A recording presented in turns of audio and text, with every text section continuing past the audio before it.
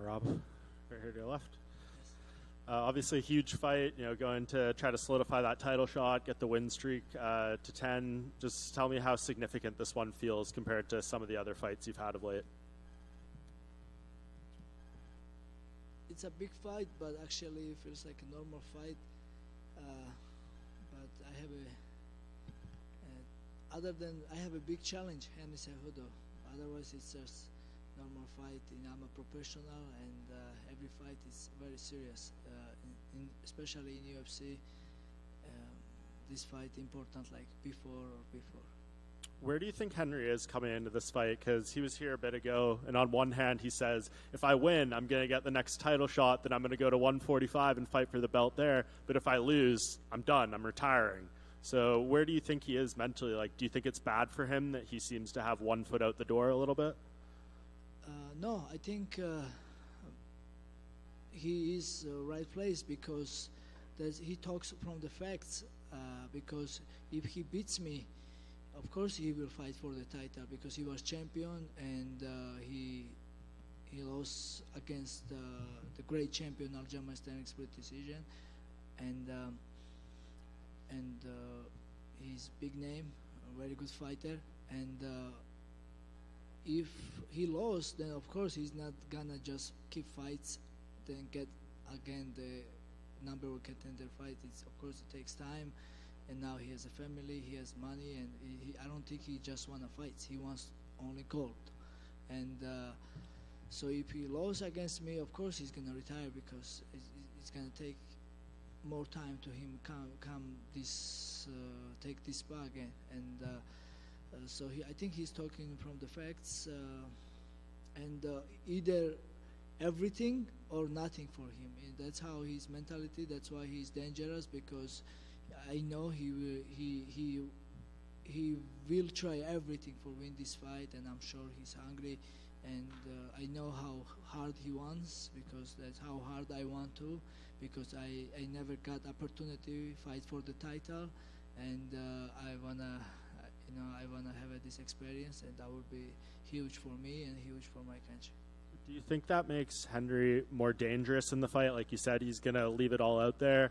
Or do you think it's an advantage for you if you go out there and you maybe win the first round dominantly, you can sap some of his will and his energy? A fight against Henry, every round will be very hard for me. If it's 5 rounds, then I will say like 4th round or 5th round I will be more comfortable. But 3-round fight, Henry will be dangerous any second, and I'm just I'll be just very focused.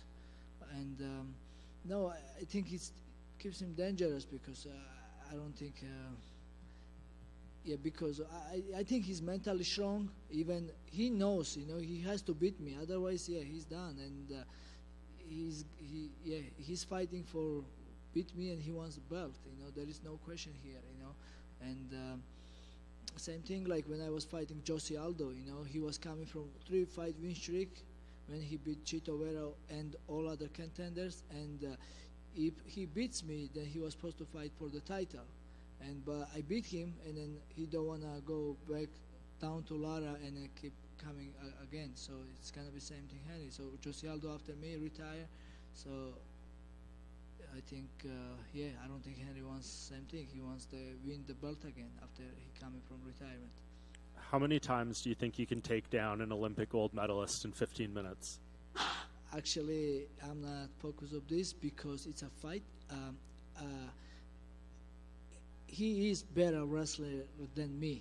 He has an Olympic gold, I'm sure if we're wrestling, he will beat me in wrestling rules. But in MMA, I think I will do very, very well against him, because it's a MMA, it's a fight, it's totally different game, and I'm focused of win the fight, and I'm not focused of take him down. Because it's a fight, it's not wrestling tournament, it's not Olympic game, we understand he has a gold medal, I know, but in MMA, all I want to do is just win, even if I have to just kicking all day, I will do that. And just last thing, we've seen some of the great videos you put out in the lead up to this. It seems like people are really enjoying them. Is this something you're doing because you feel you need to show more of your personality and get a bigger fan base going into a title fight, or is this just always being you, now you're just getting the chance to show it? It's been always me. I like have a fun. I like have a positivity.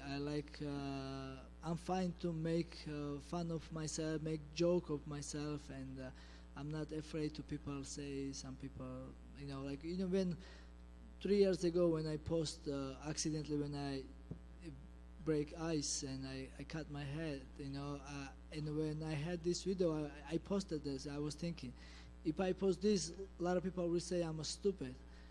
Yes, I did make stupid accident, but this is my life. I'm not afraid. That's what I'm doing. I'm an MMA fighter, and this is a little crazy life, and I don't care. And I posted, and then everybody love it. So and then it's always been me. Just I have the friend now who's helping me with editing, and it's so much easier to do this. I don't have to take a video by myself. So it's so much easy to do with my training. So.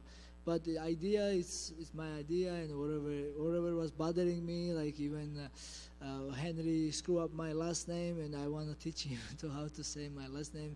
Like I want to see that a lot of people too. Like my first name and last name same is how you read. Merab Dvalishvili.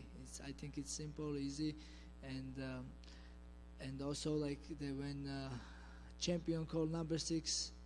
And the number 6 now calling number 4, and nobody wanna fight me. Then that was bothering me. That's why I make these funny videos. And then now the Henry Cejudo wasn't working with his coach, and I have a video with his coach before, and I added it, and I make funny video with this. So that was it. Merab, in the newest video that you put out, there's a scene that says how Georgians think I'm training, and it's you in the snow with the full armor. What is your background in like a traditional Georgian martial arts to have like a Cejudo lead? Do you ever participate in this? I born in the village Wani, and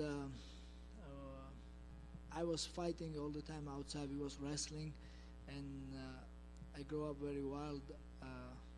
And then when I was 9, I moved to capital city, and after a couple of years later, I started training in judo, and my goal was to compete like high level, like Olympic, World Championship in judo. But 2008 they changed the rules, and I started sambo, but MMA came up, and I tried, and I fell in love with MMA, and I realized that was my sport, and that's what I should do all my life, and I transferred to MMA. So yeah, so my background is judo and sambo. And so I'm just curious, what have you heard, what has Aljo helped you sort of train for this fight, since he's already fought Henry rather recently? Yeah, Aljo gave me good advice. Aljo told me to just do you, just do your style. And Henry is good fighter. He's tricky, he hits hard. He has good takedowns, everything else. But just do your style, And I was focused of myself this training camp. I wasn't training specific for like. I was training, of course, with my team. I was training, of course, but like I wasn't trying to bring somebody who look like Henry, who throw like kick like Henry, we was just focusing, just get myself better everywhere. Then I'm gonna do whatever I'm doing best. I'm just gonna keep fight hard, and I'll just give me this advice. Then just be you, and I'll be me. And what is the reason that you're training in Vegas for this camp as opposed to with Ray and Matt in New York?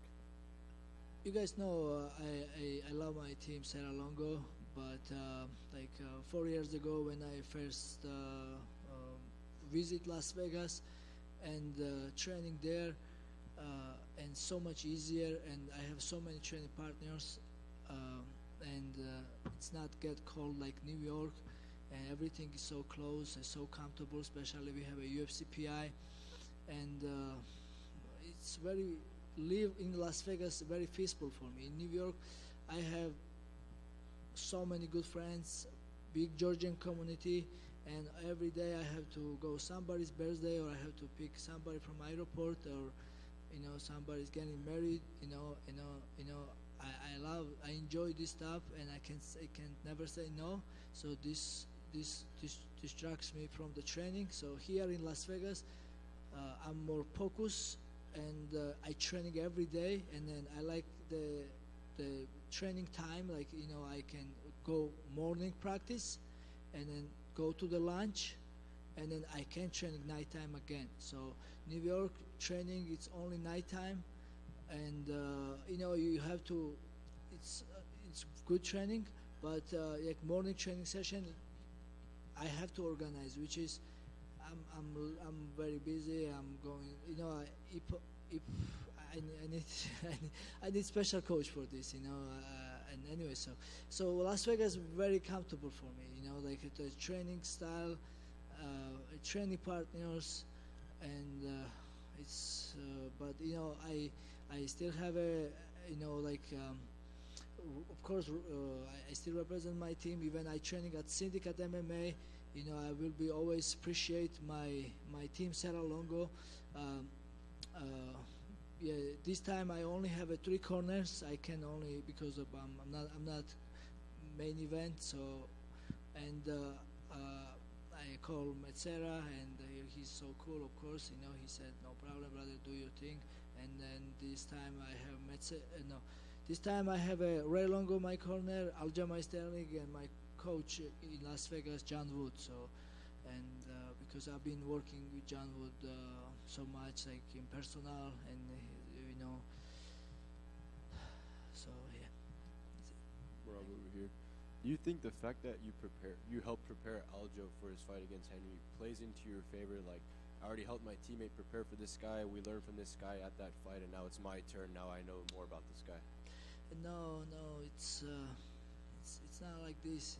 Yes, I did help Aljo, but even I was trying to mimicate Henry, but I'm not Henry. Aljo not Henry. It's Henry is Henry. He's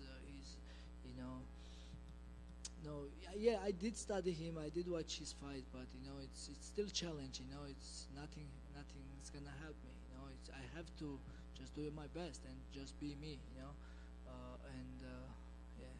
Of course, those little nuances, it's Merab, but yeah, I don't think it's gonna help me or something. And obviously, there's a big Georgian connection on this specific fight card. You're fighting Henry Cejudo, and Ilia Topuria, who represents Georgia in Spain, is fighting for the featherweight title. So, what were your guys' conversations going into this fight week, and how are you guys feeling in this special moment? Yes, you're right. This is big moment for Georgian people. The Ilia Topuria fighting for the belt, and I'm fighting for the #1 contender rank. And all Georgians so excited. Some people are going to watch fights in stadium.